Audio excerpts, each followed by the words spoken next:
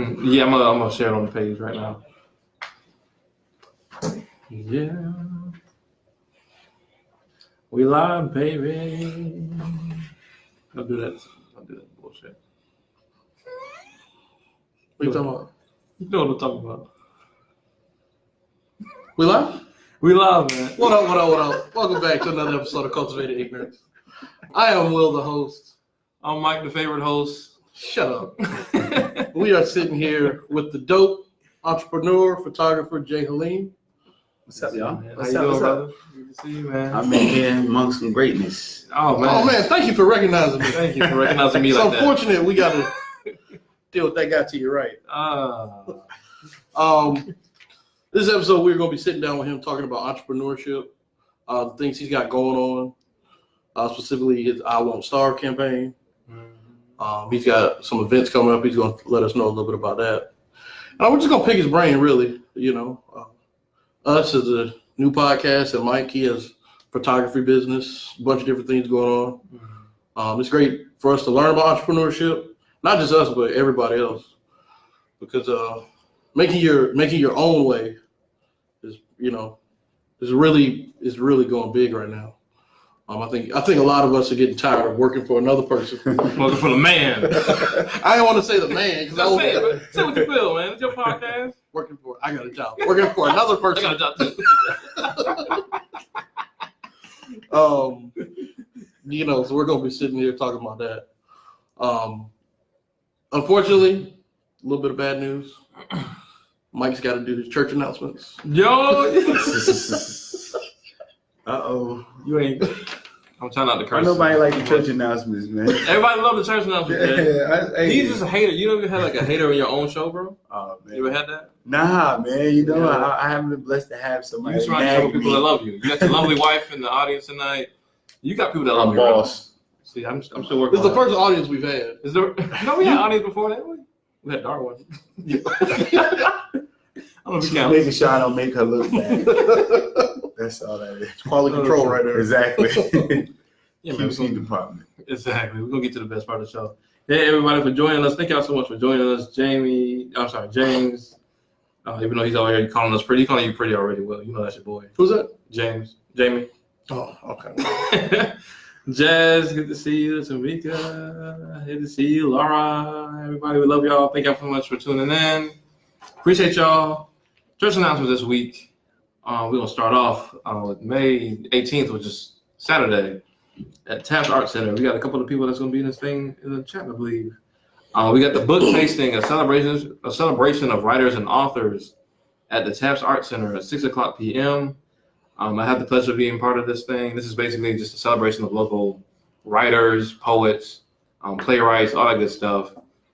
We got playwrights like Trinessa Dubas and my good friend Taretha Wright will be writing their plays. The lovely Miss Laura Diane will be acting in the plays. A couple other just phenomenal writers of color can be here. I'm gonna do some poetry. I know y'all want to see me perform. I usually don't perform my own shows, but I'm gonna get people what they want. You know what I'm saying? That's only gonna be $10. Again, at Taps Art Center this Saturday at 6 p.m. Please be there. After that, I got the amazing Blue Note Poetry. Y'all know how we do it at Blue Note Poetry. Next Tuesday, May 21st at 7:30 p.m. This time at the White Mule, downtown, 711 Saluda Avenue. We got the amazing Queen Momo and the lovely Miss Janice Pleasant featuring. Y'all know how we get down at Blue Note, man. Open mic, free to get in, alcohol, good times, all that good stuff. Basketball group gonna be turning it up. Our local blues band. It's gonna be very dope. So come out and see us. Last but not least, I hope Candace is in here. May 25th, which is next Saturday, 7 p.m. at the Senate Columbia. It is the But I'm Not a Critic Though 3rd anniversary celebration, aka the Glow Up.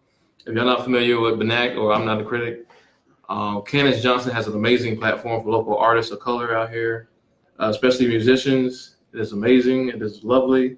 And this is going to be a great show. We got a bunch of rappers. My good friend Pat X, as well as Spidey and Rayla June, who's insanely dope, going to be in the building. It's only $15 if you get an early bird ticket, but if you decide to wait, like Will always does in life, it's going to be $20. No, just go ahead. You can get your tickets at butimnotacritic.com. It's gonna be dope. Come through. What do you call that? Not a creep? But I'm not a critic. Oh, I thought you said not a creep. No, that's his organization. That's his own I'm personal not a creep. organization. Will is the creep on the show. I said, wow. But I'm not a creep though. It's not a good name. This is his name. Yeah, man. You done? The hard part over? The hard part of the show over?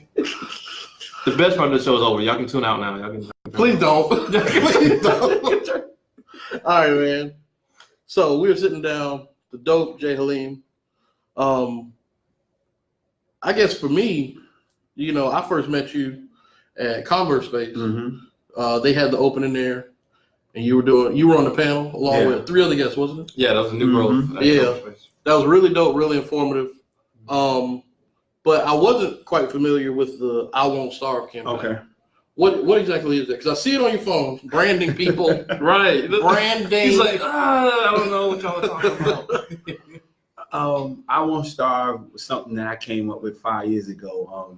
We were talking off camera about how 6 years ago I had to take an $8 an hour job because we were on hard times. And then so a year later, I decided to leave my job and get this studio and go full time with this photography business. And so a lot of people were upset about that. I had a 1-year-old son. My daughter was 5 or 6 at the time. My wife, just got back into a job, and so you got in-laws, you got other people that got common sense. It's like, this dude is crazy. What you doing? What you doing? So a lot of people didn't like that, man. So that was my way of saying to them, instead of cursing at them, I was saying I won't starve. So I got creative with it on social media. I would book a dope job and I'll put it out on social media and say, God, just booked this job, just did this, hashtag I won't starve.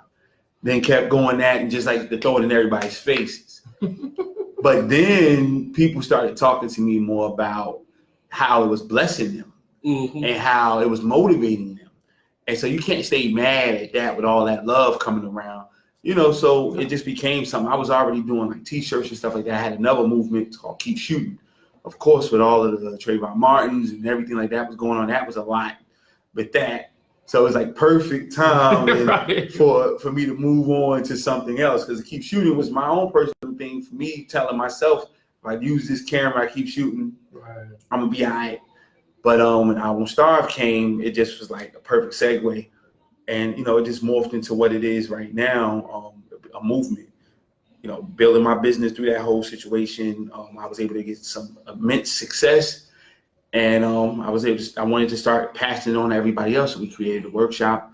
And now it's a whole entrepreneurial education platform. It was wonderful, man. That's dope. So you said you took an $8 an hour job when you had a 1-year-old. Before he was born, I took that. Okay. Right before he was born, I took that job, and I quit it when he turned 1. So just let you know how long I was there. So what about it from that experience, I guess, kind of propelled you into doing your own thing? Oh, well, I was always an entrepreneur. I never was not. When I graduated college, I started my first business as soon as I graduated college.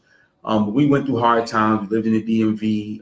After the economy kind of went left, my wife had a high-ranking position in the political field right on Capitol Hill.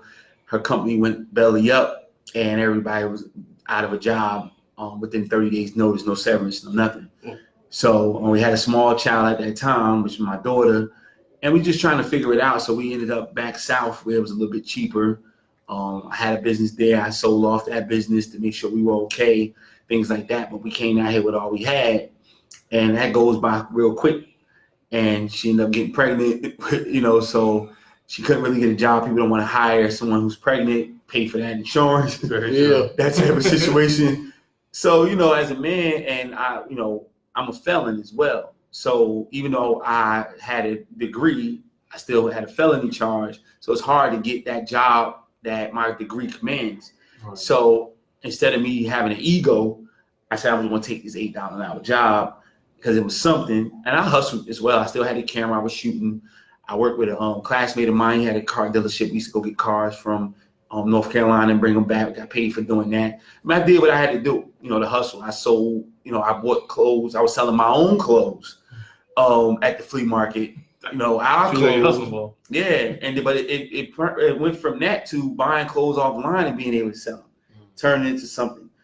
So we just hustled until better days came. So the job came along. My sister now, Tasha, she put me into another one person with my sister Cynthia now.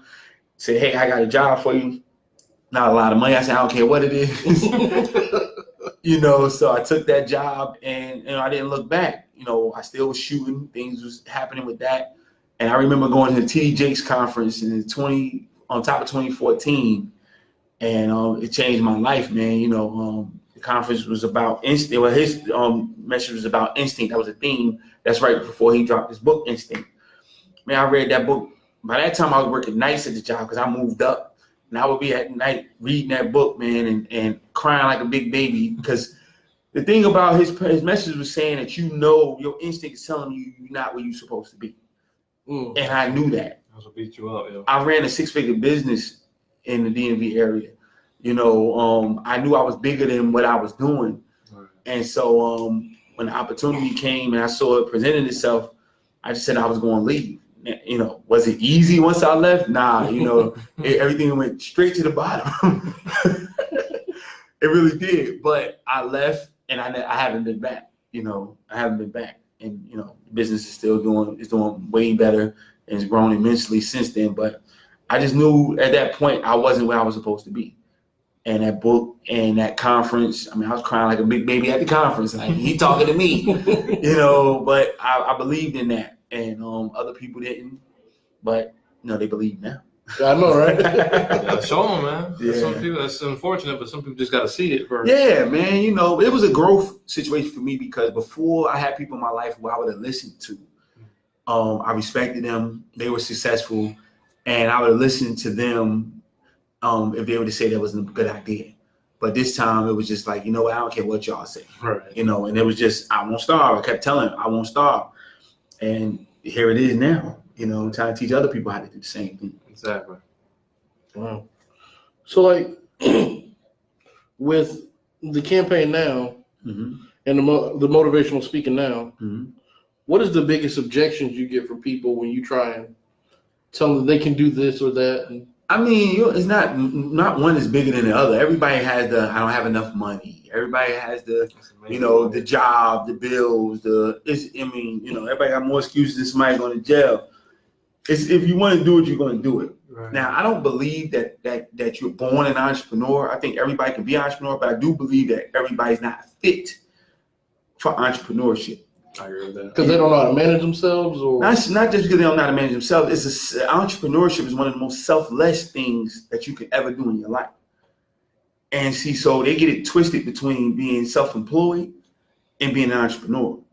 So when you're self-employed, you just don't want to work for someone, and that's okay. But when you become an entrepreneur, it's not about you; it's about everybody else. You come last, and a lot of people can't do that. A lot of people don't know how to put themselves last. You leave the job so that you can be first. But okay, you can be self-employed, like a photographer is self-employed. Right. But I run a media company now. So that part, I'm not first. Now I could go off and do my photography thing and get my, my accolades and stuff from that. But the media company, I'm dead last. I'm dead last. I'm an investor. I'm dead last. So if somebody's not doing something, if the tenant don't pay or some other situation, I'm last. I'm in charge of other people's business. If I don't pay my bills, then somebody can't run their business out of my office, or then their property is something like that. Like you last. You're last. So a lot of people don't understand that it's so selfless as opposed to, like being selfish. Like being self-employed, which is fine. There's nothing wrong with that. But you got to get that understanding. People don't know the real reason why they want to be entrepreneurs. They just don't want to go work for somebody. That really puts it in perspective for me. Yeah. For real, I still want to be an entrepreneur, but I really didn't. Because people use the word so synonymously. Loosely, yeah, very loosely. Look, I never had a job. I never had a job with benefits. I've never had a career type job, even though I have a degree in business.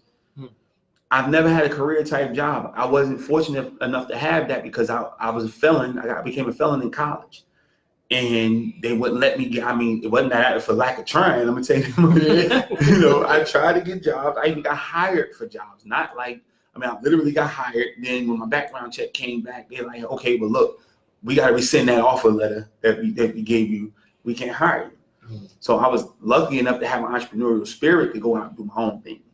But a lot of people, a lot of brothers and sisters don't have that spirit. So they could turn back to doing something that got me a felon, become a felon, or doing something else, or woe is me, or stay at the $8 an hour job, whatever the case may be. But I just never had that in me. It was just like, all right, I'm gonna go ahead and do my own thing. Y'all don't need nothing. So you say, some people don't have that entrepreneurial spirit like you had. Why do you think that is? Especially for Black people who, it often seems like we go to college and we're just okay with, working for the man.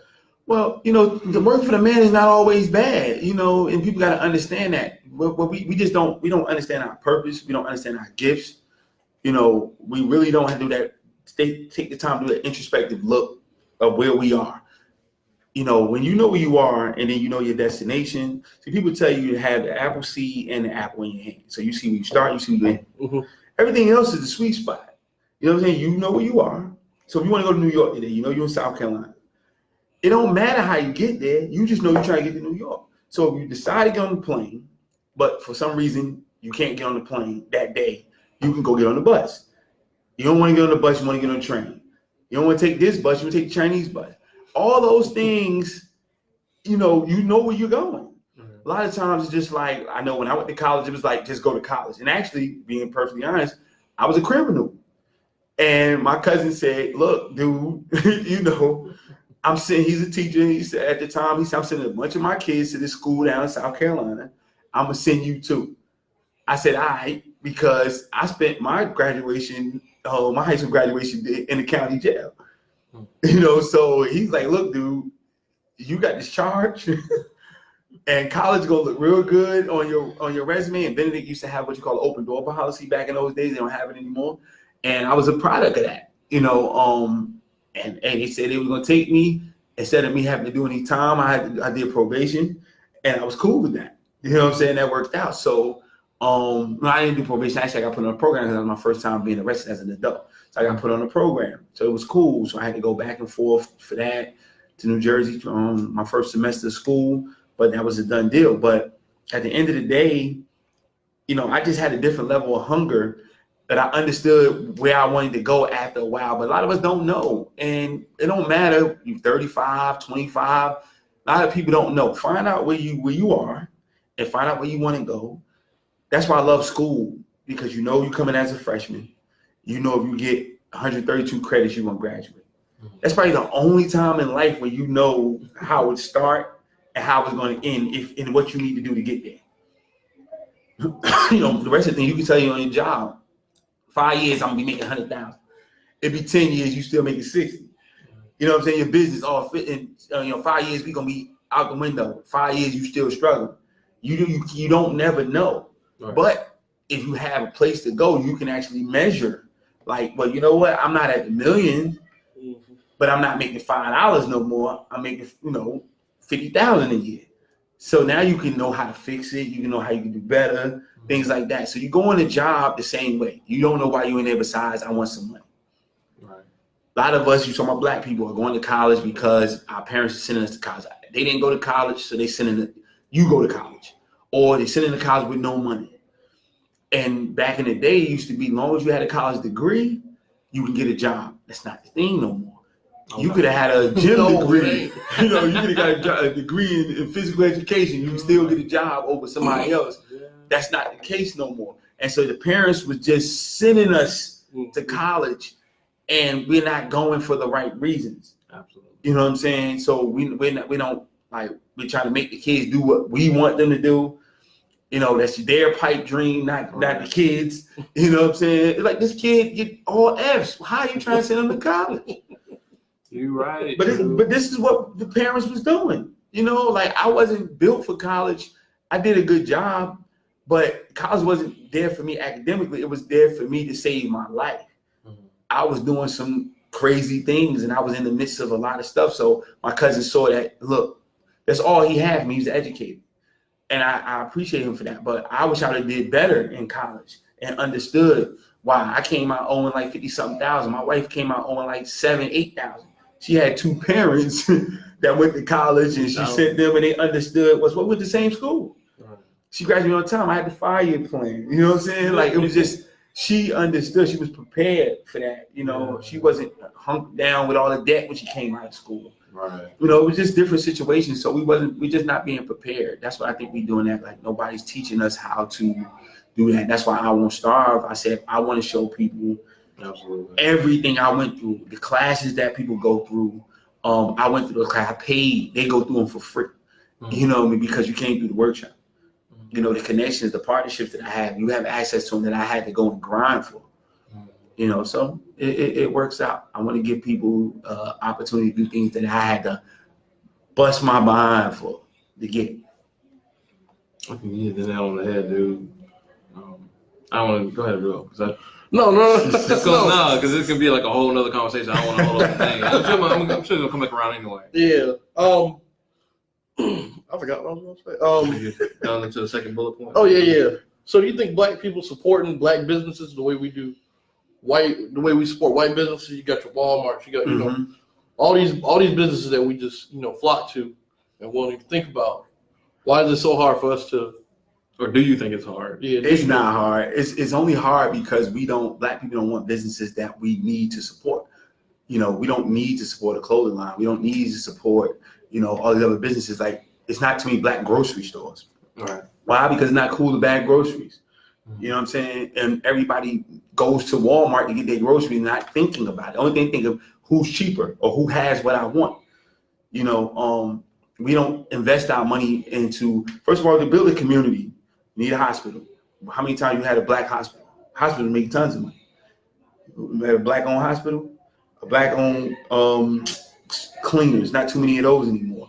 The hard work, the grocery stores, things like that. They took, at coming out of the 70s, they started taking the skills out of the schools. So understanding how being a plumber, that's not cool because the image of a plumber is a fat white guy with his butt crack showing. You understand what I'm saying? But plumbers, that's millionaires that's around here, and we don't want to do that. I did so well in my cleaning business. I remember when I started the cleaning business right out of college, everybody was like, "Oh, you gonna clean toilets?" And I'm like, yeah, because for me, I'm different. And my wife's pastor had a cleaning business, and everybody, the funny thing, everybody wanted to do mobile detailing at that time. It just started popping off and have a store and have all this other stuff. I said, what can I do that's different? And she told me about what her pastor was doing. She's an accountant. She used to practice with his business, in the summer when she go home. So she said, he's doing very well. I think you should talk to him. She set me up a meeting with her pastor because he's actually literally originally from South Carolina. So he came in town. We talked, and I was off to the races from there.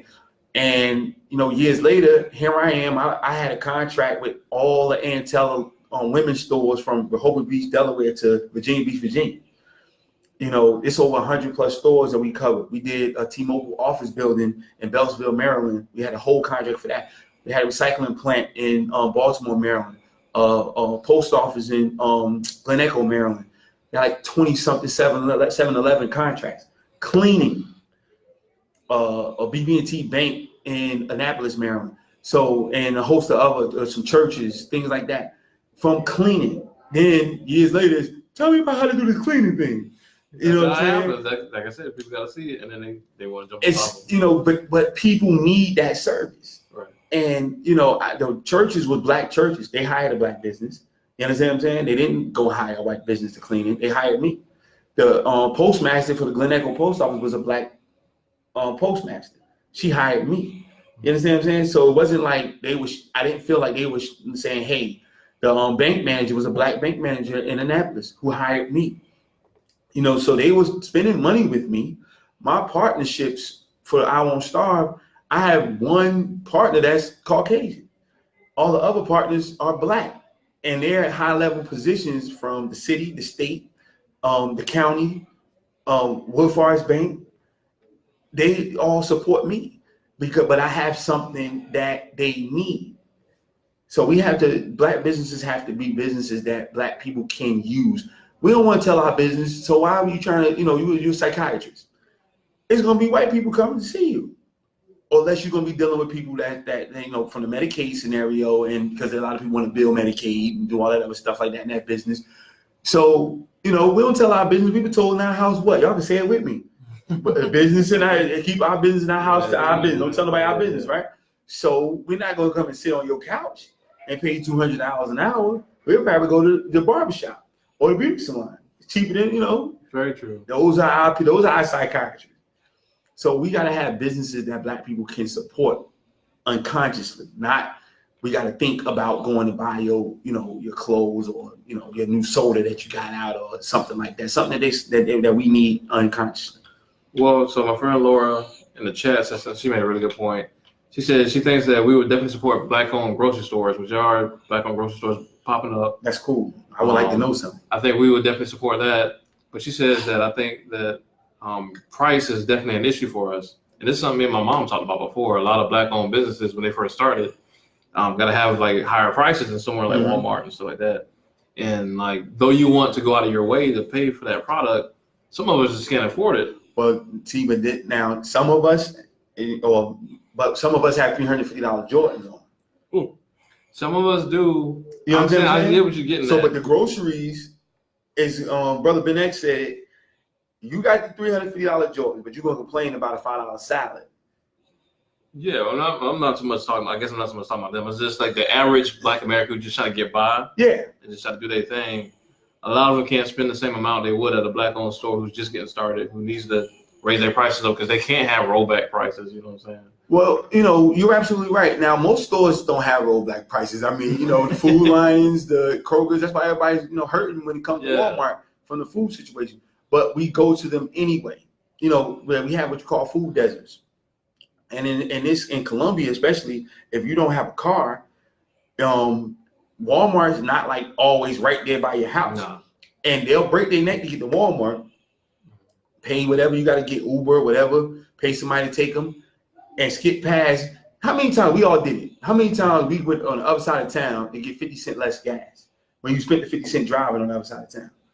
I don't do it no more. I've never done it, but I have. Yeah. When I was younger. We did that. You know what I'm saying? Like, oh man, no, they got good gas on the other side of town, but you got to drive 20 minutes to get there. Right. So that 20 cent really not adding up. And then what we used to do when we were younger, put $10 in it. My wife used to hate that. Why don't you just fill it up? For $10. But you put $5 or $10 in there. Nowadays. Yeah, but I'm just saying, like, so you put that $10, you saving yourself maybe an extra $1. You know what I'm saying? And you're saying you're saving money when you could have just, the black gas station was 50 cents more. Right. You could have did that, and you would supplement the money another way. We have to do that and find a way to supplement the money the other ways, because we are paying the money. A lot of us that look like us, we super fresh. We fresh to death, and we're gonna clown our brother and sister if they don't got the hottest new whatever's on. We've been on that. You know what I'm saying? So we're talking about them. I mean, I see kids with True Religion jeans on, man. You know what I'm saying? Like, so if you paying $60 for your kid to pay a jeans, how many meals are that? Well, so Tamika Sims, very dope person. She said she believes that we pay for what we want, or we'll find a way to pay for what we want. I totally agree. People went to Cardi. They went to see Cardi, right? How much Cardi was last week? Well, she wasn't cheap. See what I'm saying? So that was a whole month's worth of grocery at the black grocery store. $200-something a seat. But they paid it, and they talked about it on Facebook. And this is why they don't take us seriously. Other races don't take us seriously because they see our spending. They see us go to Gucci. They see us go to these places and spend the money we want to spend. They see us waste. And, you get something cheap. I don't like cheapskates. Cheapskates think that they think they're saving money, but they're buying more. It's like, we're in film.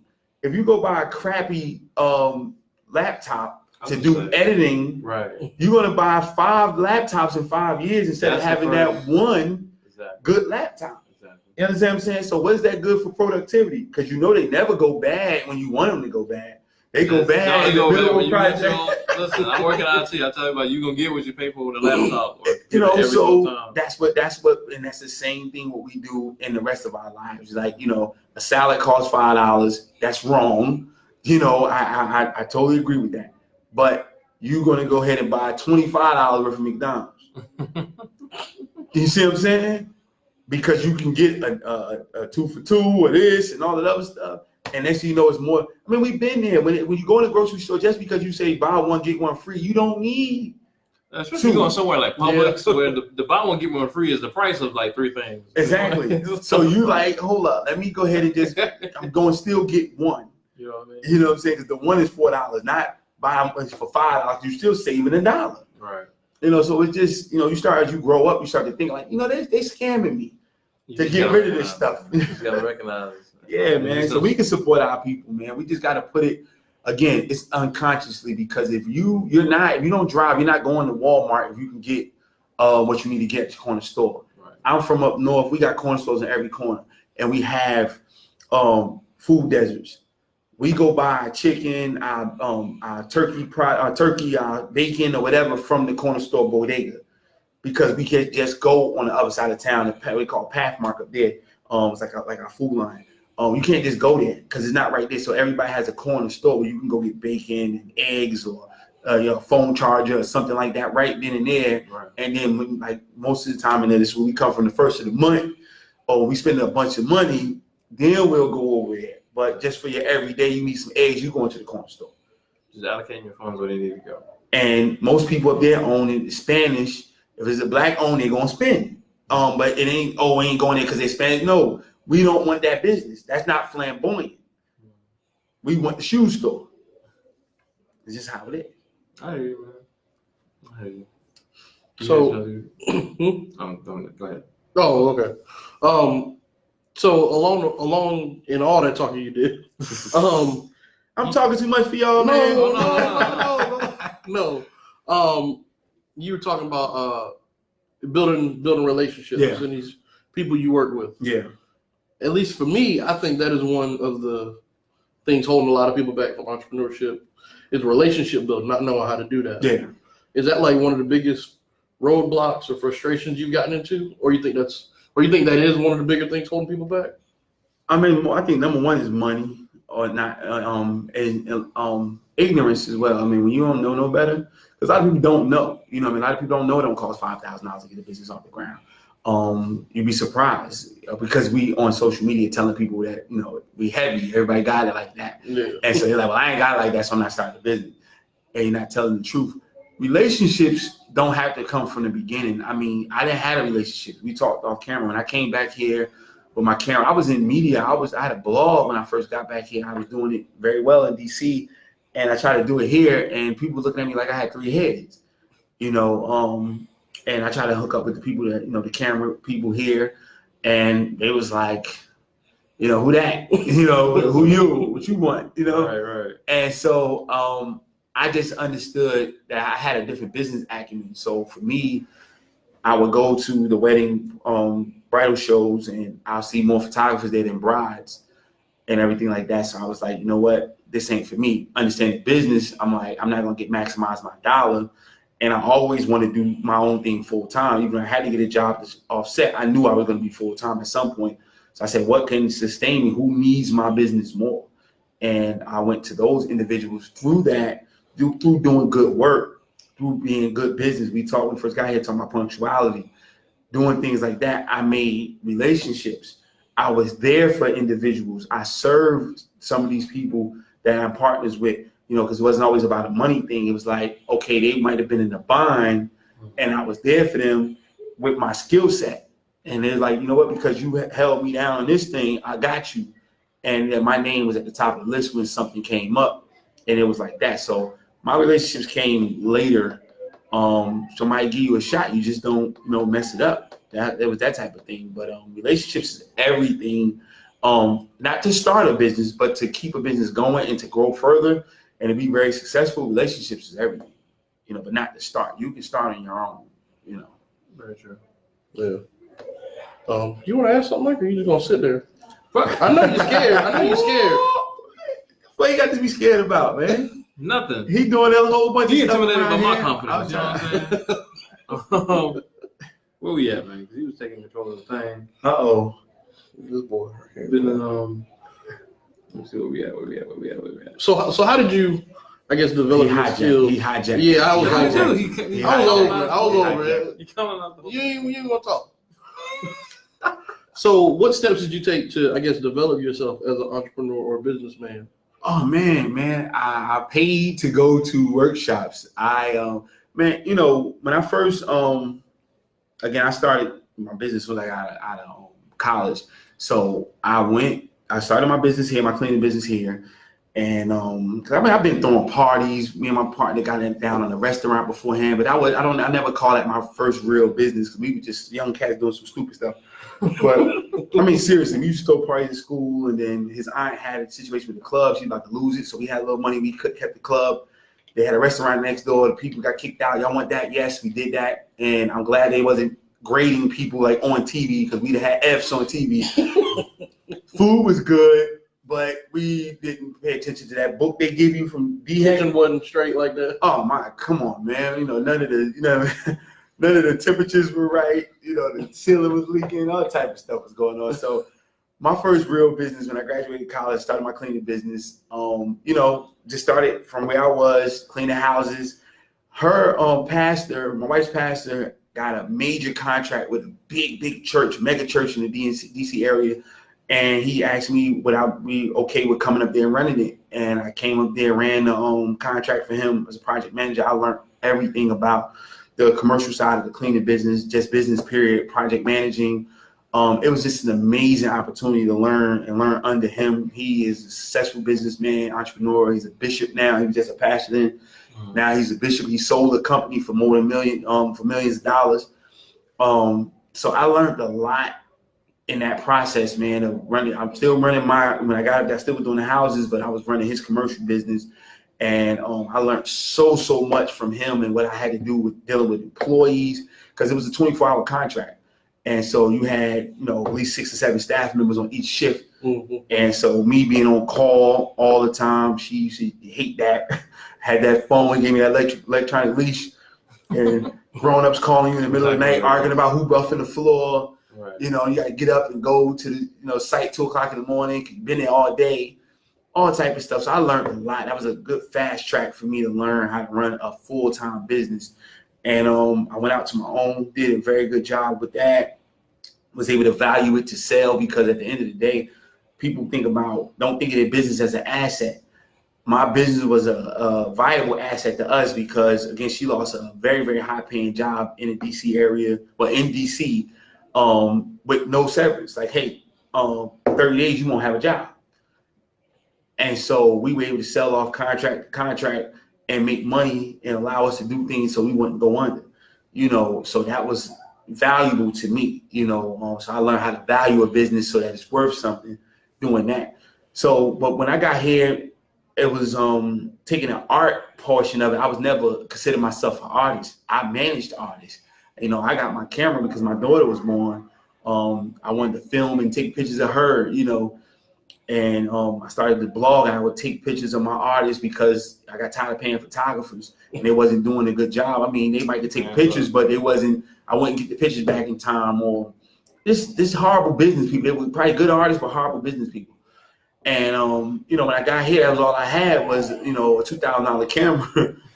And so I said, well, I'm gonna make it work. Well, I actually sold my camera. Literally, I sold it on eBay. And my pastor at the time heard that I was about to. So I just hadn't sent it off yet. And he said, I need that camera. You give it to me. And he gave me the money. I didn't take the person on eBay's money. They had the money. And he gave me the money. And 2 weeks later, he gave me the camera back. And didn't even ask for the money back. Wow. And so I said, this is obviously what I'm supposed to be doing. So I kept it moving. I mean, I joined the Professional Photographers of America. I went down to Atlanta, went to different classes. Far as just, you know, the business side, I shot, and, you know, but again, I was always a businessman before I was an artist. So the business side took over art just had to catch up with it. But I always went into it from a business mind, like, I'm not going to keep shooting this for nothing. I can shoot your wedding and you never can come back and see me, but I'm doing business with certain people I've been doing business with the last 4 or 5 years. The clients that I have. So I understood from the cleaning business, getting contracts, doing contract work, building those type of relationships and things like that. So I just took that into what I was doing and, morphed into a whole media company. I saw people needed more. I was already in media. So I just brought that to them as well. So, like, how do people because we talked about the difference between being self-employed and being an entrepreneur, but like, how do you even help people decide that they're even built for either one versus just working? Because I'm definitely all for just people taking control of their lives. Yeah. Like, that's something I advocate for through my art, through my platform, through my business. It's just artists just taking control of their art and who they want to present it to and where they want to sell it at, all that good stuff. But like you said, some people just ain't built for this kind of lifestyle. Like, how do people? Well, first of all, what was your biggest frustration, and how did you kind of determine that wasn't your sign that you should stop doing what you was doing? What are you talking about as far as my entrepreneurship? Yeah, like. Well, I mean, when I left my job, literally, so funny. About 6-7 months later, my wife lost her job again. She was downsized, and we got through it. Me talking all this big talk, I won't starve and all that stuff. And like, we're gonna see if you're gonna starve now. Oh Lord. Because again, my wife she's an accountant. She's an MBA in accounting. She's very, very skilled in her craft. And I'm like, she's making good money. And we thought collectively as 2 educated people that, you know what, you leave your job, we good. Not knowing that about 6-7 months later, she's going to lose hers. And so they're like, you talking all this big junk about how you ain't going to starve. We're going to see we're going to see, we're going to see what you really made of. And, and we didn't. We didn't starve. Yes, we went down to 1 car. We were eating lunch at home every day. My son wasn't in daycare at first. Preparing your own meals. Ooh. Yeah, my son wasn't in daycare, at all. It wasn't no daycare. It was whoever had to be home at the time. If she had to be out while she was looking for jobs, right. I would, be in there with my son. If I had a job, she would be there. I had to go shoot something, she would be home with my son. We wasn't paying $500, $600 a month. At his age, $700 a month. So we didn't have it. We ate peanut butter and jelly and oodles and noodles and all of that. So when you're going through all this, like, what made you know that you didn't need to just go, I guess, take the safe, quote unquote, safe route and just find a job? Oh no, I wanted a job. I wanted a job bad. You know what I'm saying? I'm not against the job. I'm against the wrong job. Right. See, this is what I'm saying. Like, doctors that don't work for themselves are not crying about that $400,000 that they make. No. Dentists that don't have their own practice are not crying about not having their own practice. Right. When we get set up in the wrong job, that's where the problem lies. Exactly. There's nothing wrong with a job. My thing is, it's a time and place for everything. If you live to be 100, right? Let's just say 80, and you get your job when you got out of college at 22, and you retire at 45, 50, you still got more time to run a business. Now, who's more skilled than you in that space? Exactly. Nobody. This is what happens, though. That person at 45, 50 won't leave the job and move out of the way for the next person to come. Mm-hmm. And now that other person is in that job miserable because the cycle's not happening, and because he or she can't move up because Miss Bertha or Mr. Earl Ernestine or Mr. Earl or Billy Bob been at this job for 40 years and won't leave, and you holding on to the position. Because a job is education. People go for a job for money. You got to go to a job. The first thing you need to be going to a job is, can I learn here? Second thing you need to be going for a job is, can I grow here? Third thing is the money. Because the truth of the matter is, if you can learn and you can grow, you're going to make money. Absolutely. But you go to the job, and then you get your little $15 an hour when you first start, your $30,000 a year, right? And then you wrap your whole business, your whole life around that thing. Yep. Your car payment is wrapped around it. Your apartment that you got is all wrapped around that job. And so now you're thirsty for a bump. And a $5,000 bump, really no money, but you like, they won't give me no more money. That's all you see. It's just the same way when people encourage you to just put more extra money away for retirement, because that little bit of money that you go get that promotion for, you don't even see it. And that's the thing, because you're not going into the job with the right platform. So okay, if you know you was going in there to learn, 3 years of learning at that job, you're overqualified for being here. So you're either going to be here or you're going to leave. And you go to the next place, you're going to be making, instead of $5,000, you're going to be making $20,000 more, $25,000 more, really changing the landscape of what you're doing. Educating yourself, utilizing the job. The job pays for you to go to trainings. I got to pay out of my pocket as an entrepreneur for trainings. Right. You know what I'm saying? So if I was taking pictures for a magazine, I'd be going to these trainings for free. But I'm going to places paying $1,200 to go to New York Photo Plus this. Going, you know what I'm saying? Like that's, for me, a job would have put me, because I knew I would always be an entrepreneur. So I would have took 3 years on the job, doing my thing on the side, soaked up everything they had to give me, and left them high and dry. Because all you're doing, you're renting my talent. Exactly. And once you can't afford my talent, then I'm on to the next thing. But I wanted the job, and as a man, I didn't want to see my family suffer. But again, what always got me was, I would be in a situation to say, it's no guarantee I'm gonna have a job in 90 days. Because you can start saying today, all right, in May, I'm gonna start applying for jobs. It might take me 90 days or 6 months to get a job. So I'm gonna sit here and do nothing while I'm waiting on that job. And that's what kept me out of a job every time. Because I'm sitting there like, well, do I gotta wait for that, or should I go out here and pound the pavement some more? Right. And so I started pounding the pavement. And then that's how it always worked. But as a man, I'm telling you, a real man, you don't want to see your family starving. You should be wanting to go to get a job and take care of yourself, take care of your people. But, you know, realistically, you can't just walk into a place and get a legit job overnight unless you got some connections. I didn't have them like that at the time. Right. You know, so if it was going to take 3 or 4 months to get a job, I might as well, you know, pound the pavement. You know, so that's how that works. That's it, man. That's what's up. You want me to keep going? Since I'm on the roll now? I'll allow you. He'll allow you. You got a gracious partner over here. Right, it's the hand. You in the way though. I don't want to hit you on accident. So, as far as your personal life, y'all didn't put that down. Put that down. Check this part out. No, as far as your personal life with personal friends. Oh man. How vital is it that you have friends that ain't even like business related, but you just have friends who have a similar mentality to you, who have a similar mindset of, like, you know, business or just being successful on their own terms in general? How essential is that to have in your own, like, personal friend circle, or is it essential at all? Like, can you just rely on your business partners?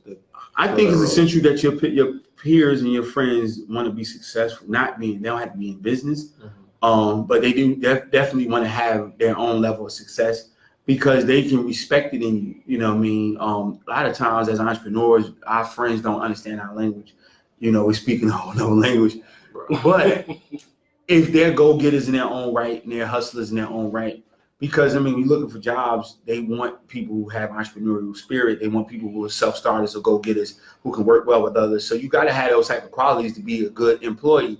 So if you got friends that are continuously getting promotions and they're aspiring to get better jobs and doing things like that, it definitely motivates you.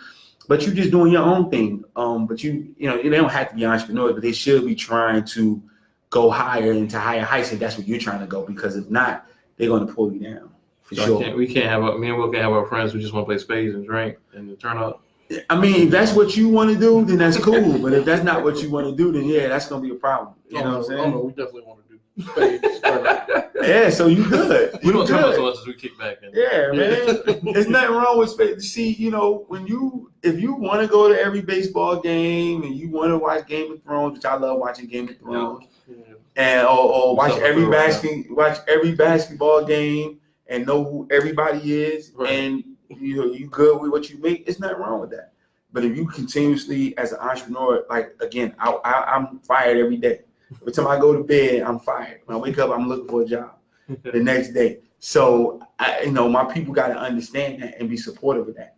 And my team are extremely supportive of me. They help me out. I told you, some of them got me that $8 an hour job. Some of them forced me to continue pushing this photography thing because we don't get the good. You don't have it's not a good stigma about photography, especially at the beginning part. So it's like it's corny. Yeah, it's very much a thing. What's the biggest stigma you've experienced with? I mean, they just don't take our craft seriously. I joined a networking group with all Caucasian individuals. That's what you fucked up. No, I wouldn't say that, but they just automatically say like, oh, you do weddings, right? Oh, you do birthday parties? Oh, they just they just you stereotyped into that. She was like a Getty Image carbon copy or something. Exactly. So one of the things that you had to do with this group was you had to bring people, you had to meet with each other. So they come to my office, and I had this 3,000 square foot office space, and so they're like looking around, and they're waiting for me to take them to my little studio, and the whole space is mine. And then they'll say, "All this is yours?" I mean, this is like script. It's confused. And they'll say, "I thought you were just a photographer." That's when you left in that face, just like that. I'm just bugging because I'm sitting here like, wow, but I am a forensic photographer. I'm a commercial photographer. I barely shoot weddings. Like I shoot most of the people weddings. I shoot people I know. Mm-hmm. They just want me to be the person to shoot their weddings. But I shoot commercial work 99% of the time. Forensic work, that type of stuff, all the time. And if I wasn't in Columbia, forensic, commercial photography make $5,000 a day. That's a day rate in Atlanta or New York. I need that. That's where I need to go. Yeah, let me get my ticket. Let me get my 750. But that's what happens. They don't know that, and I'm glad because again, I went through that personally with the cleaning business. I was very, very young. I was in my 20s, and I had that stigma because it's not a cute business. So you're in a place. I'm cleaned up women's stores, so you had these beautiful women at the store watching you mop floors. And they're looking at you. Oh, that's the cleaning guy. We'll make it a little sexy though. You're just the cleaning guy, and I'm making more money than your whole check this day, but you're just the cleaning guy, and they talk to you like that. So that you had to understand and mature. I don't care about it anymore because I know what time it is. But at that time, it made me feel some type of way back in those days, and I think that was one of the reasons why I didn't stay in the cleaning business or and do it again or restart it. But you got to mature from it. This is true. I think that just comes with age and experience and sticking with it. That's why I'm old now. I'm old. It's good to be old, man. I'm seasoned.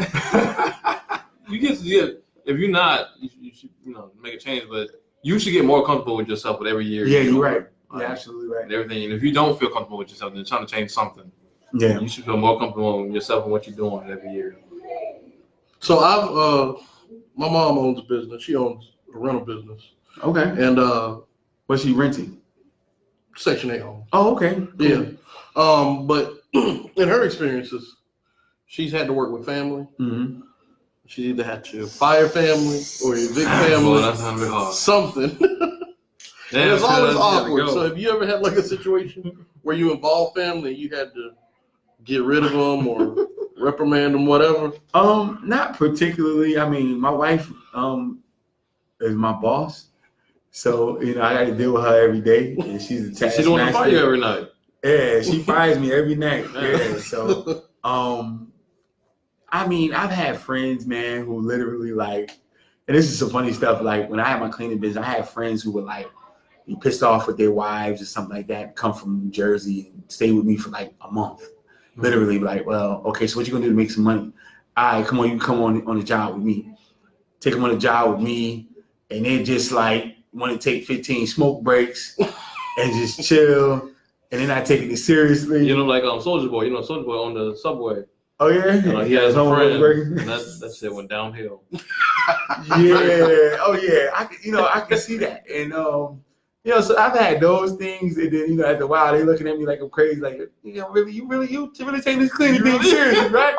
Next thing they back on I-95 back up north. You crazy. Go back home to my lady. Exactly. So that type of thing, people still didn't believe it. Like, yo, you really doing this thing? I'm up 5, 6 o'clock in the morning out because we did stores in the mall, so we had to get the stores clean before they opened up the mall. And so that was a task. And then you work overnight, you know, because big office buildings, you want you to clean after hours. So it's just, it wasn't cute, but, you know, you did that. And your homies you know, they're not really with it. But my family was never really in my business. I don't live too close to family. So none of my family. I had my cousin help me out with my cleaning business. Him and his brother, my two cousins started a carpet cleaning business. Mm-hmm. So I would, you know, contract work to them, carpet work, big time carpet work to them. Mm-hmm. But we never really had any issues, so that was cool. But yeah, I'm blessed that I didn't have to go through that. But you know, they said wise people learn from other people's mistakes, and smart people learn from their own. So I'm wise enough to see other people go through that hell and kind of stay away from it. And it sucks though, man, because sometimes your family be needing the most help. And they just shoot them some money, man, and keep it moving, bro. Like, you know, it's all good. Just look, you know what, you need that, I got you. Or my homeboy hiring, and you know, you get them, put that on them. You know what I'm saying? Call them off over there. It's cool because they don't know them, and they don't gotta worry about it. And if they look, I got plenty of family members' jobs now. I've definitely done that, and I've gotten calls. You know, your people's. Look, not for me. I just ain't got them jobs for me. Oh yeah, I've got some jobs for some people now. You know what I mean? I'm like, hey, look, you gotta do what you gotta do. But I just made the connection. I've done that plenty of times. Right. Yeah, like I can't even count how many times I've done that. Yeah. So have you ever had I guess businesses with partners? I've never been blessed to have that. I really, really want that. I'm really looking forward to that. I think that would help out. We don't need to. I mean, when we kids, we do that automatically. You know, you got a homeboy and your mother give you $5 and homeboy get $5. Y'all have a party at the candy store with your $10. With y'all $10. Yeah. You know what I'm saying? But when you get older, I don't know, something happens where you just tell people, we just get this thing and it's like we shouldn't partner. But you know, you can start a business real quick with that. If you know got $1,000 saved up, your homeboy got $1,000 saved up, y'all can make some things happen. But everybody's like, nah, I ain't letting that joker. I ain't letting. Nah, I don't know what that's about, man. I feel like it's either one or the other, complete opposite end. It's either like they're too scared to do it, or they like super anxious to do it without fully knowing the person. And it's because, well, no, they'll know them on a personal level. Like I've been best friends with so and so forever. We should do business together. It makes sense because we both like this thing. But they never examine like how does so and so handle their money? How do they actually do work? Like how do they actually work on their job? You know what I'm saying? And so they mess around getting this business. But you said for the wrong reasons. It's for the wrong reasons. Like, again, partnership doesn't mean you have to do the business with me. Like, you got a job, right? You making good money. Apparently so. But I'm a gifted entrepreneur. You've seen me put it down in situations. You know, why don't you put some money with your boy and get a taste? Just give me money and I'll take care of it. You know, I mean, make sure that I ain't messing up no money, but I'm just saying, you know, like I see other races where they're like, all right, well, look, 20%, we don't understand 20% is good. We want everything. You know what I'm saying? We want it all. I just watched that Wu-Tang. Y'all saw that Wu-Tang situation? The documentary? I didn't see it. How is it? Oh, man, I got to watch it. Oh, it was amazing.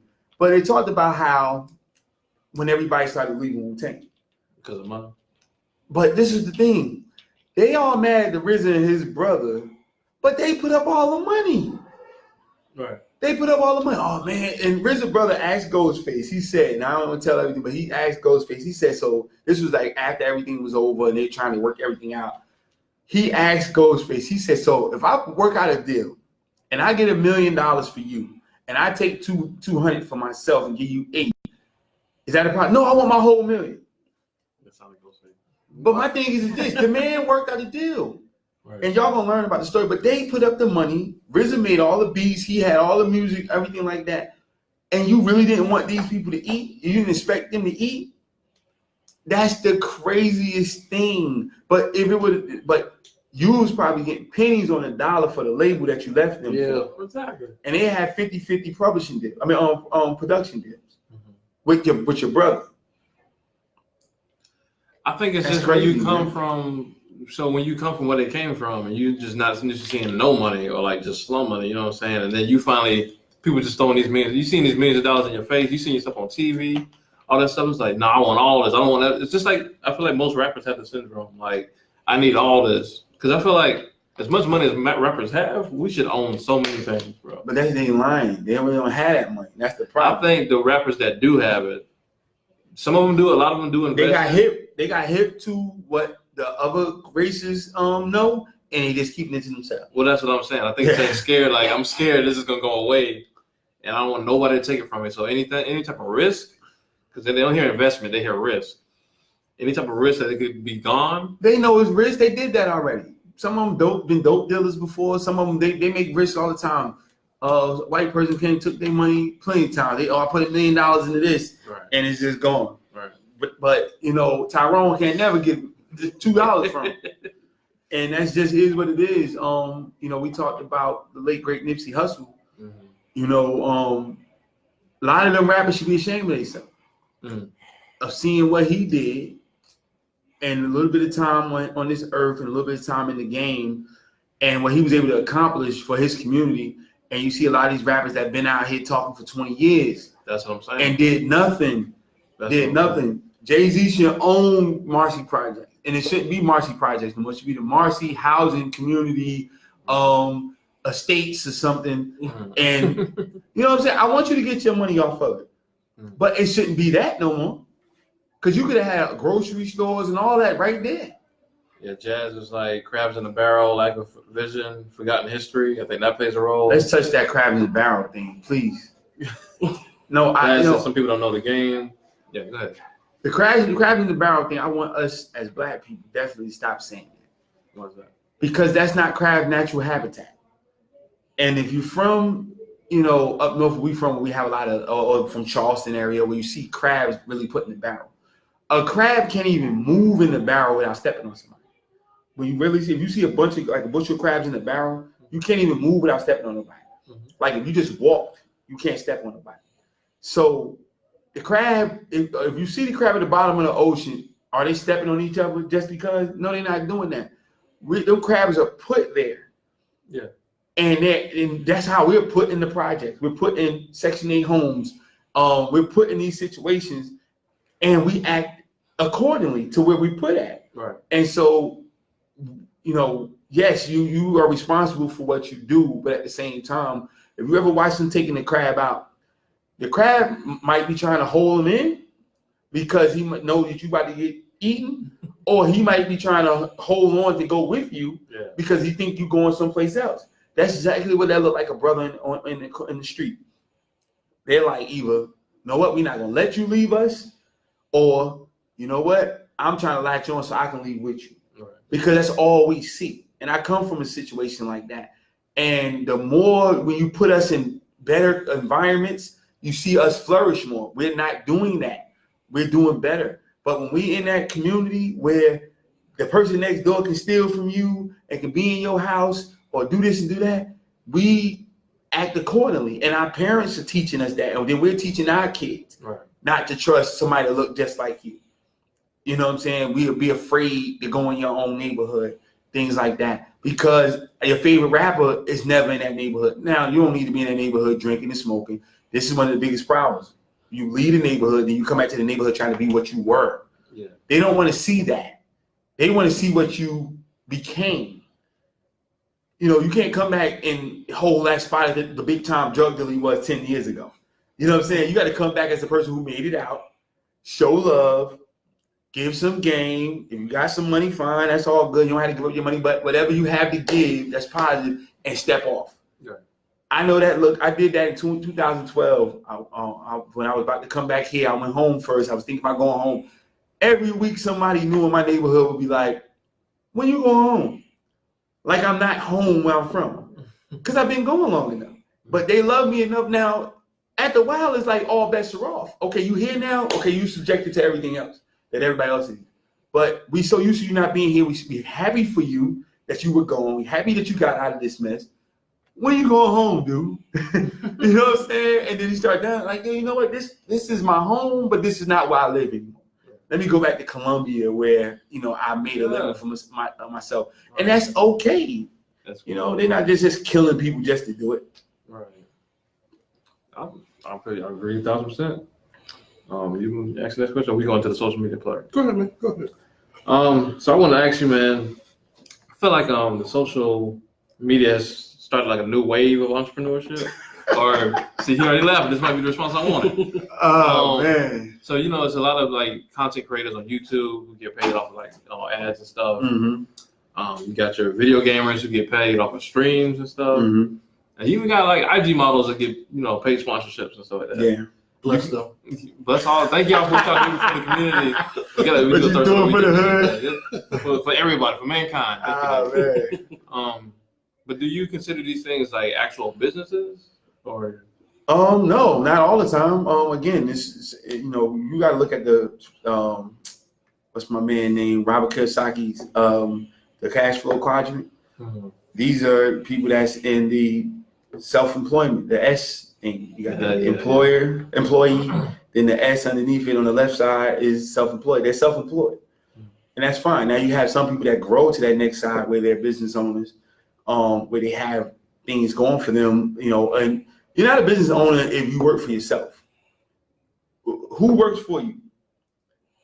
So who works for you? Like, do you have somebody who works for you? Do you have employees? Mm-hmm. That's what makes you a business owner. Gotcha. You know what I mean? Because you don't have to do everything yourself. Right. Like, I don't edit my videos no more. I haven't done that in, like, legit had to do it in like a year and a half. Right. Now, I can go in there and do something, but like legit going into video and something, if I'm going to edit it, it's probably not going to be me. It's probably not me. Right. You know what I mean? But, so I'm not that person. I don't shoot all the time. You know what I'm saying? So I have other people I'm responsible for. But no, the social media part is funny to me because, people got social media so twisted thinking that I need to leave my job because I got social media and I can make a bunch of money. Go ahead, do it. Because I'm an entrepreneur or whatever the case may be. Man, social media is the slowest thing. Oh my God! You listen to like the Gary V's of the world who said, "Look, I was doing YouTube for a year and a half for nothing before I started making money, and he had a job at his dad's liquor store." You know what I'm saying? So what makes you different? Eric Thomas worked at Michigan State University for years. Even when he said that when he had that thing, you can succeed bad as you can breathe, he was working at Michigan State. So this is what like the good and bad of social especially media. When these people ain't as charismatic as these people you're talking about. Right, not nearly as much. Not nearly as much. Like, it's this thing like a filmmaker told me, like one of the magic of being a filmmaker is you get to manipulate time. Mm-hmm. You can have like a person's entire lifetime in like an hour. Yeah. So I think that's what social media does when these people just show like their humble beginnings. You know what I'm saying? In a quick video, and then they say, "Well, this is me now," and they got their yacht or whatever like that. It looks like a. Oh man, Ty Lopez. Yeah. I had to stop watching him. I had to stop watching My man, him, man. He was killing me. My man be doing the most, bro. Yeah, but you know what though? He got a lot of people, man, thinking that they can do what he did. Yeah. That's And what I'm saying. in a heartbeat, man, that's not true. But it's like at the same time, social media does lend you more exposure than ever. You can have the whole world be your storefront. Like, not I'm saying that you not enough to quit your job. Yeah. I'm saying like overnight, Yeah. you can literally make something, put it out there, it catch fire. It used to be that way. You don't think it's like that no more? No, because Facebook, it was the biggest platform, and they own Instagram. They're greasier than a Florida fish sandwich, man. Let me tell you something. I remember back in like 08, 09, when I put out, you was able to like see everybody. You put out a post, everybody came to it. Then they started saying, "Nah, everybody can't see your post, and then you got to do this, and then you gotta boost it." Yeah. You understand what I'm saying? Yeah. So they play that game with you, and so now, like, I mean, I just read something where, and I'm getting this book called The Minimalist. Y'all saw that? Y'all heard about that? The Digital Minimalist. So this is a person who wrote this book who doesn't even have a social media, and he's leading the charge of backing off of that. This joke sold millions of books already. The Digital Minimalist. So what you got to understand is that they have things where they'll hold back likes and stuff on your post. What? They'll hold back likes on your post to get you to post more. I didn't know that. You know what I'm saying? So when you start seeing something that used to pop for you every day when you put out, and then after a couple months it's not popping no more, They done switched the game up on you. So I like social media. I think social media is good. You understand it, but it does not replace the real work. It does not replace the real work. And that's the thing I hate about social media and what people are thinking, like, you don't have to do the real work. Like, you still have to put money into social media to get what you really want out of it. Right. Or you have to do it for a long period of time and stay consistent with it to get what you want out of it. If not, so you still think, so if you're going to pay for it up front, or you're going to be super consistent and be on social media every day at the same time, this, same back station, same back channel for a year and a half until you break the Da Vinci Code and they let you get it and go from there. When there's real money that's out here in the street. Right. You know what I'm saying? I'm like, it's real money. Like the lady said, she asked me why they wasn't putting headshots out there. That didn't have nothing to do with the fact that I just got finished shooting headshots yesterday. I shot headshots the day before that. I'm shooting, I work every other day I'm shooting headshots, or I'm shooting some function, or my company shooting something, and I don't tell it on social media. I'm full time. My wife is full time. We're not about to get put out of our house, so obviously something's happening, even if it's not being put on social media. That's a good point. You know what I'm saying? So it's like, then you have businesses, a lot of rich people that have businesses that you don't put on. Doctors are not putting on social media, hey, come get this vasectomy tomorrow, I don't really advertise that. You understand what I'm saying? Like, they're not advertising that on social media. Yeah. So people get into the real money and never had to go through social media. Very true. Psychiatrists, counselors, they're not on social media. They might go to social media to reverse engineer and say, okay, well, this is what my client base is, so let me put a thing up here for you to be able to come on my social media space and come on social media and get my information to how to book me. But they're not advertising saying, hey, you feeling down today? Somebody slapped you around? Come over here and talk to me about it. Like, they're not doing that. They have networks through doctors and through referral networks and doing real business, right, and really getting, because, this is where it is. Gary V, social media guru, is out here putting in work. Yeah, you know what I'm saying? Everywhere. Yeah, I mean, this dude is still, he's going to garage sales. You know what I'm saying? Working, and nobody wants to tell you about that work part. It's still real work that's happening out here. I feel like my business has grown because I still pass out flyers. I still pass out flyers to this day because that's a work day for me. If I don't have nothing on the books, I need to be drumming up business. And as a photographer, you can't sell me as a photographer better than me. So I'm out there. Now, the media side and everything like that, other people are doing that. But as a photographer, I walk in the doctor's office myself with a brochure and talk to them and shake their hands and say, hey, how you doing? This is what I can do. I have a brochure. I have a list of clients that I work with, and I'm talking to them. And that goes way farther than them trying to find me on social media. Because in our business, people go off of referrals. People don't go on social media unless that dumb stuff that they do in search of, and they really ain't looking for nobody anyway. A photographer that's reasonably priced, probably $50. $50 for 2 hours. Yeah, that type of thing. So, a lot of people, my clients, and I shoot forensic. You think they go on social media looking for somebody to shoot a huge train accident? Right. That's not gonna happen. That's a good point, man. I think like young people should hear that more. Younger than us should hear that more than anybody. Because like you said, we just get caught up. And me and Will, we laugh about it, but we struggle with the whole social media posting thing because we just not into social media like that. It makes sense. And so it's like, but people will sit there and tell you, you got to post so and so such a time of day. You got to be this kind of post, and then you got to post this kind of colors. You got to tag this page. You know what I'm saying? Your thing needs to be available here, here, and here. The guru. They give you the whole list of stuff that you need to be on. And then you got articles that have these things who are really just trying to get clicks. So they have these things that jump out at you like, if you're not on Instagram, you're doing your business wrong. You know what I'm saying? Yeah. Shit like that. I mean, I think it's good for notoriety, and I think it's good for people for visibility. Because people fact check you quick. Like, you say who you are, and they go and Google you and put J. Haleem in there. Very true. It's good to see that, but at the same time, I understand that business still has to be done. I've booked people off of Facebook. Yes, I have. I booked people off of Instagram. I have. But the majority of my business never came from social media. It's a way to let people know what you're doing. And what social media has done, I know for my business, and I'm sure for millions of businesses, I'm not from here.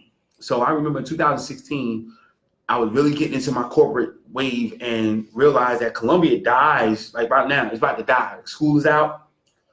All the schools is about to die. About to go. This town's about to die. All the big waves are going on vacation. They'll be back in August. And I'm sitting here like, wow, I'm kind of dry. But because of social media, I was able to hit people up in New Jersey and say, hey, look, I'm coming to town. Y'all want to do some photos? And they was like, yeah, matter of fact, I love what you're doing down there. And I was able to make that happen. Spent 7 years in DC where my wife's from. Hit them up. Hey, look, I'm coming to DC. Hey, y'all want to do some photos? Yeah. I spent a lot of time in Atlanta. Hit them up. Same thing. I did a whole tour that summer because of social media and because I was able to get connected with them. That's what it's there for. But just to make it my whole business model, nah, man, that's what a lot of people have. My whole business model is social media. Like you can literally sell online without social media. But people don't know that. Oh, I got my Facebook page. I just put some, and nothing ever happens. Nobody says anything. I just talked to a friend of mine about that. Like I posted it, nobody liked it, nobody shared it. But you're not gonna post for another 3 weeks. And the first word of it is social. So you're not social. Every time you put up there, you're selling something. Exactly. How many times have you liked somebody else's stuff? I was just about to say, people don't take into account our own lack of caring about anybody else's stuff half the time. Unless it's the thing, unless it's Game of Thrones, like some big thing. You know what I'm saying? How many times Game of Thrones. How many times you seen your homeboy share the video that he made in his kitchen with a cell phone that was relatively funny? But you didn't like it, didn't share it. You ain't sharing it. None of that. Didn't say check out my homeboy. You know? None of that. But soon as Jay-Z dropped something, and I'm not digging on Jay-Z, but it's Beyonce just dropped. Everybody was just, everybody wanted to do what was this new thing she just dropped? Homecoming. Yeah, everybody homecoming. Millions and millions and millions. I'm like, yeah, but let little Tyrone from the hood drop something. Tyrone, come on, he need to get a job. Come on now, Tyrone. Like, y'all can do both, man. Y'all can love Jay-Z and them and your boy Tyrone. Yeah, and everything be gravy. That's wrong. But that's what I Wont Starve is about. I want my people.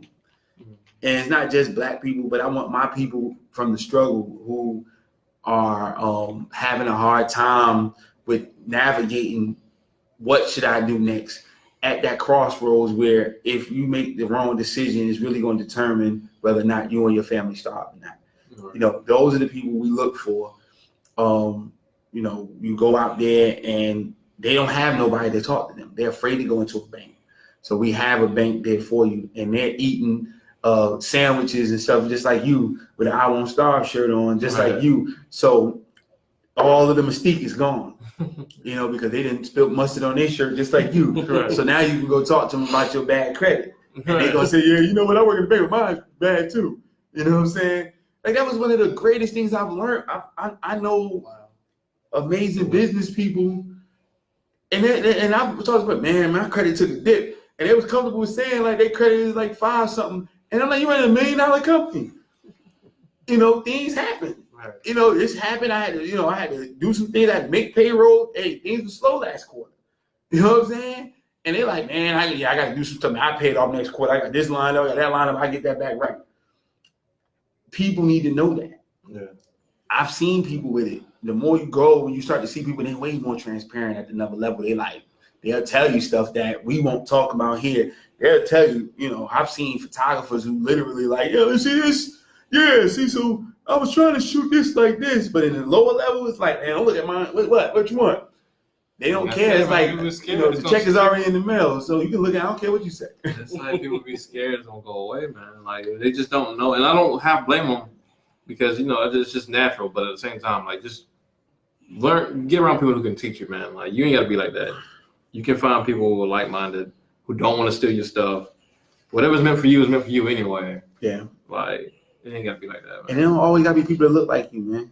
I mean, I promise you, because one of my partners, he don't look like me or us, and it's just a great dude, man. And he shows me so much love, and you would never imagine. So, hey, They don't always gotta look like you. I promise you. A good person is a good person. Absolutely. Real quick, how did you? I guess entrepreneurship is your purpose. You would say. Teaching is my purpose. Okay. How would you tell other people who are kind of lost in, I guess, life and kind of floating between jobs or floating between careers? They might have a little passion they want to do, forgot about their dream as a child. How would you say they get back on that track to finding their purpose? Oh, first, before you find your purpose, you gotta work on your gift. Because everybody is two different things. You know what I'm saying? Through your gift is how you find your purpose. So everybody's gifted with something. You know, it was always, when I say about teaching, because I've always been willing to give information to anybody. I'm counseling and coaching people now with their businesses because I've been doing it. And then I got my bosses like, you had to charge. You spent 3 hours with this person, you know. So I'm like, yeah, you got, you're right. And I probably spent 3 hours with that person for like 3 weeks straight, you know. So it's like, all right, look, you're gonna need to get something out of that. But I didn't never had to do, you see, I talk a lot, so I didn't have a problem with doing that. So teaching was okay, but once I understood that talking was my gift, I used a trade that I learned with this photography situation. I put myself out there, but in the meantime, I still was working my gift. Now I'm speaking and teaching and training. What's your gift? Do you cook well? Do you, are you a talker? Are you a fashionista? Do you braid hair? Your money is right there. I mean, literally, if you can braid hair and you don't have no money, you could go to a certain neighborhood right now and probably get $200 before it's all said and done. But we run away from our gift. We run away from the thing we was doing at 14 and 15 for free. Because some young lady was braiding their homeboy or their little boyfriend hair or the little dude from high school hair every week just because he was cute to her. And she was nice. And then other people said, hey, I want you to braid my hair too. And you did it for free or for little or no money. And now, you went away from that.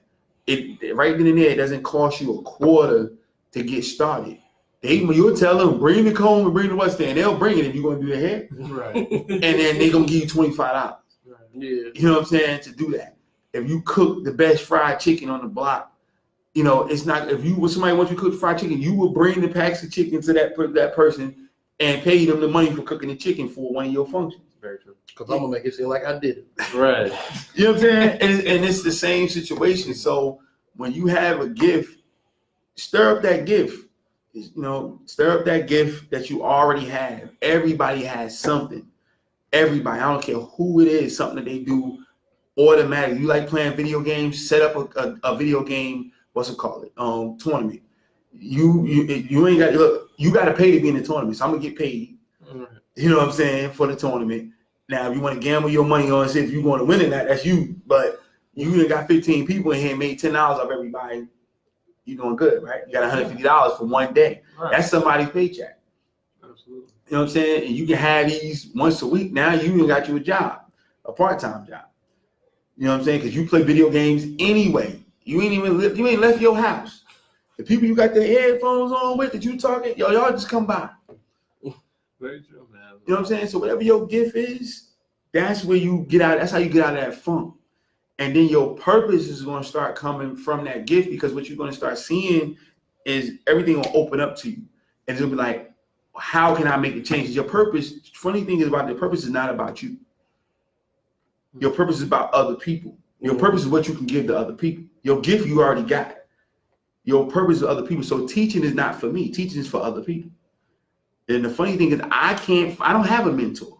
I got pseudo mentors by like online, or I'll get a little bit of information from people that I can get. But whatever I get, I'm already ready to give to somebody else. I'm ready to teach somebody else. So that has been the purpose for me, because I know what I went through. That was hell. I mean, we hadn't talked about it, but that much, but we went through hell. 6 years ago, our groceries was from Harvest Hope. Literally. This is not, our diapers for my son was from Harvest Hope. You know what I'm saying? So I don't want nobody to have to go through that. You know what I mean? So I'm going to teach you how to not have to go through that. Speaking of teaching people, you want to just segue into the Black Business Shout Out? Oh, and I want to do something real quick. This was not on there at all. So you just going off the script. Yeah, I'm doing my thing. Going all the way. You rip it up. You got 5 minutes, man. Hurry up. So, anyways, I want to do a quick word association. All right. You know, I say word, you tell me, first word that pops in your head. All right. Uh-oh. All right. Hard work. Pays off. I like that. You also was taking black people. All right. Entrepreneurship. Oh man, selfless. Money. Everywhere. Ooh, I didn't think about that. That's good. Good. Talent. Plentiful. That's good. All right. Struggle. Necessary. That was one I thought. Okay. Shut up. Family. Oh, family. Cornerstone. Investment. Necessary too. How is that necessary? Can't have the same answer twice. No, same answer twice. No, it's All like right. family. Not your game whatsoever. Nah. Investment. Ultimate. Okay. It's ultimate. Art. Freedom. Learning. Oh man. Nah, I can't use necessary. Nah, learning is wow. Learning is essential. You're twisting the rules. I got Essential. It's essential. Yeah. I bet you if I look up essential in the thesaurus, It's necessary. gonna be a synonym. It's gonna be a synonym. Yeah. And social media. Scary. I thought you were gonna say worthless at first. The way you were talking earlier. Nah, it's not worth it. It's scary though. It Scary. really Why you is. say scary? Because man, it's a lot of false narrative, man. Oh yeah. Especially in our entrepreneurial space, man. The truth of the matter is I graduated college almost 16 years ago, and the stuff I learned as a business major is still true to today before social media was prevalent. And people that's on social media don't believe it. They don't believe it. They think that you can circumvent production management. They think you can circumvent understanding about business policy, business law. These are classes that I took, personnel management, all that stuff. You circumvent it. They think you can circumvent it by going through social media. And you can't. When you start to really do business, you have to know how to do all of those things. And that's what people need to know. Social media is a tool. It's most of these people's livelihood now. It's like, this is my life. Right. And they wake up in the morning, like me, I'm on social media. You see 5 o'clock in the morning, I got a post of something on my page that's motivational for somebody. So I'm taking it back as opposed to just getting it scrolling through what everybody else is doing. Right. You got to take it back. But people on there like, what is so-and-so doing? What is that? And they getting their whole life from social media. Right. And literally, y'all don't think time is just flying by on people? All the time. And it seems like it's going faster because you're just like this the whole day on your phone. And as time is passing by and no real work is getting done, when you get out here and really pound the pavement, you'll start seeing like you don't really have time for social media. And one of my partners, man, he had a trucking company now, and he's barely ever on social media. But it's not that he's not making his money. He's in Baltimore, and he's in Atlanta, but he's in Baltimore. His partner, his partner is somewhere in Texas. They're all over the country getting this money with these 2 18-wheelers, and they can't be on social media no more because they're getting to the money. They're not missing no checks. Right. They haven't missed a check. Their social media platforms went all the way down. But they have not. They're not losing their households. They're not doing anything. They're in a different business that you don't need to promote. I got these loads. You got to do real work to get loads, and they don't have nothing to do with nothing online. It's going and making phone calls every day, working, making contracts, getting stuff like that. And it's multiple businesses that's out here that's doing that, and these people are winning. So people need to know. So that's why I say it's scary, because people really believe that that's the answer. The internet is the answer to new age business, not social media. It's just a tool. One of many tools. Yeah, many of them. I agree 100%. Word. All right, so Got any more curveballs for me, man? That was good. Man, You do a curve with both of us on that one. All right, so we're gonna get to Black Business Shout Out of the Week. But despite what Mike think, it's not gonna be Jay Haleem. No, I'm gonna let him do his own shout out. Wow. This is the first time that's ever happened. Shut up. I'm gonna shout out Diesel Express Mobile Detailing. Is owned by a young brother named Danny McCrae. He does amazing work. You can catch him on Instagram at Diesel Express _mobile detailing. You can also catch them on the website dieselexpressllc.com. He works on luxury cars. Works on fleets of vehicles. He does just about anything, and he'll definitely come out to you. Push that. To book an appointment, please call or text 803-622-8836. He serves anywhere around Columbia. And the rates start at $45. He's got some additional services on there as well. But if you want any other information, make sure you call or text 803-622-8836. Do you sell pork chops too? Hey man, brother Mike, man. Hey, man. Or go to his website, dieselexpressllc.com. Cool. Gonna let Mr. J. Haleem talk about everything he's got going on. Oh man, wow, what we got going on? So this week coming up, we got the C.A. Johnson. Speaking of C.A. Johnson with the Tuck Project, shout out to Terrence Tuck Project for the opportunity to speak, a keynote, the morning session. For that, the 25th, I think that's not me. That's Converse Space, but I'm always shouting out the Converse Space. Oh, that's Tamika Sims event. I will be there with that, but that's her event. So I just have a 29th Converse Space Cocktails and Conversation on the 29th. It's a game night. So basically you come out and it's you will be playing entrepreneurial games there. So it's like a family feud, but entrepreneurial family feud, that type of thing. Don't have entrepreneurial space. Yeah, we need to have that because we need to have that. Monopoly. Hillman game will be there. Hey, Yeah, I rock the Hillman game. That's gonna be something amazing. It is. But I'll be in shooting all the time, but I'll be out in the Juneteenth function on the 15th. I'm speaking there. Here in Columbia. Right after that, I'm on a flight on the 17th to Oakland. Be out in Oakland from 17th to 24th, shooting MUSC Medical Conference. Out there for that week. Then where the Texas workshop is kind of rocky right now, so we might not. Some things is falling apart with that, but that's all good.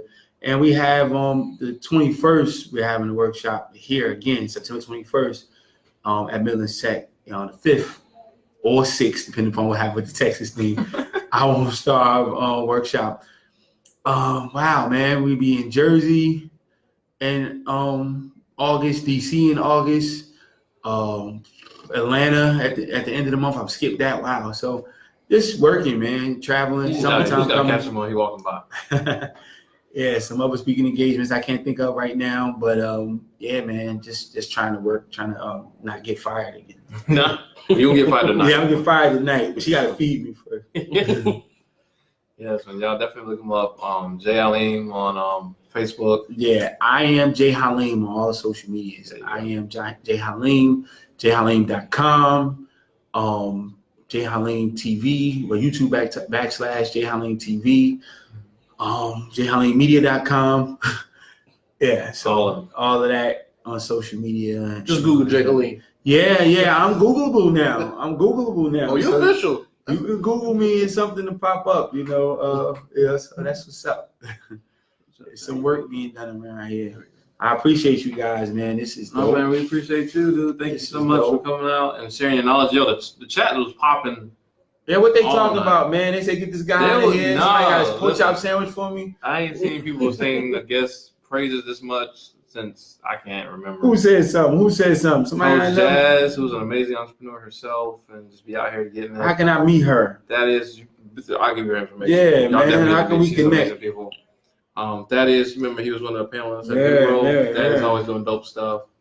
Totlin, Jay, He's throwing insults at Will mostly, but he was agreeing with you. What you was saying. Hey Jay, we're best friends for 8 years now. Facebook told us today.